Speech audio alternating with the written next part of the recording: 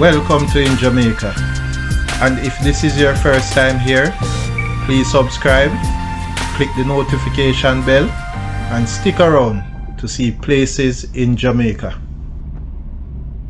This video is aimed at giving you a general overview, but you can check the video description for added information. Currently, we're driving northeast from Dillionville and Glencree towards Brooklyn, St. Mary Parish. Entering Brooklyn, and we are driving on the Little Bay to Jacks River Road.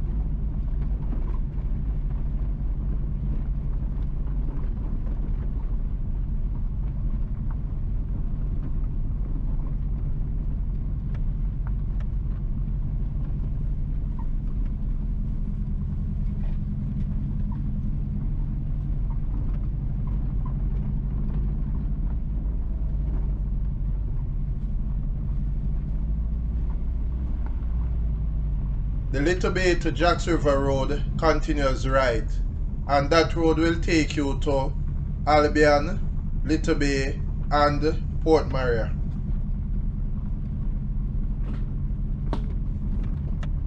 Entering Kidland, and we are driving on the Kidland Road.